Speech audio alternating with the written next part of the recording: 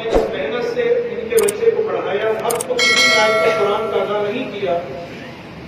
البتہ میں آپ سب کے سامنے کیونکہ سب رشتے دار موجود ہیں، جس طرح ہم چاہتے تھے کہ وہ دور دوبارہ سے بحال ہو جائے کہ حفاظ کی خدمتیں ہوں، ان کا اعزاز و اکرام ہو، ان کے لیے دل و جان سے ہم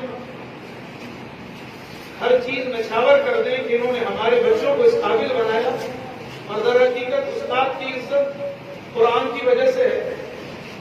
تو نوید بھائی نے آج اس کام میں پہل کر دی کہ جس استاد نے ان کے بچے کو اس قابل بنایا ہے، میں بتانا تو نہیں چاہ رہا تھا، نوید بھائی نے بھی منع کیا، لیکن یقین جانے دل میں اتنی خوشی ہوئی کہ میرا دل چاہا کہ میں آپ کے سامنے اس بات کو بیان کر دوں کہ 50,000 روپے کا اعلان نوید بھائی نے قاری صاحب کی خدمت میں نذرانہ پیش کیا ہے کہ یہ تو صرف قاری صاحب کی یہ خوشی ہے، قاری صاحب آئیں اور مفتی صاحب سے جو ہمارے سرپرست ہیں اپنا یہ ہدیہ جو نوید بھائی نے دیا وصول کریں۔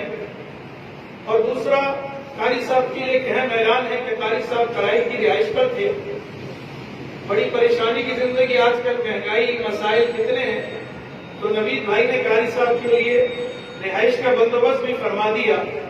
وہ آپ سب سے بھی دعاؤں کی درخواست ہے کہ جلد از جلد قاری صاحب کو انشاءاللہ یہیں پر اوپر رہائش بھی بنا کر دیں گے۔ اسی طریقے سے میں آپ سب کے سامنے کہوں گا کہ قرآن کی محبت کا ثبوت پیش کریں۔ جن اساتذہ نے آپ کے بچوں کو آپ کو پڑھایا ہے، استاد کا مقام دوبارہ سے بحال کریں۔ وہ لوگ جنہوں نے علماء کے خلاف باتیں کی، قرہ کے خلاف باتیں کی، یہ ہمارے ہمدرد اور خیرخواہ نہیں تھے، یاد رکھیں۔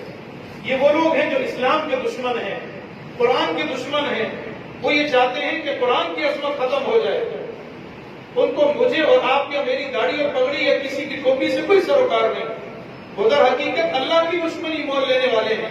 وہ چاہتے ہیں کہ علماء کی اس دنیا میں کوئی قدر و قیمت نہ ہو تاکہ لوگ اسلام سے متنفر ہوں۔ لیکن الحمدللہ آج نوید بھائی نے بات ثابت کر دی کہ ہم الحمدللہ زندہ ہیں، اسلام کی خدمت کے لیے اپنا تن من دھن سب کچھ قربان کر دیں۔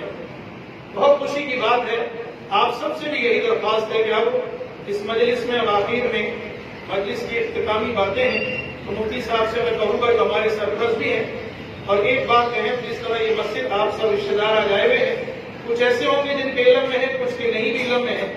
نوید بھائی نے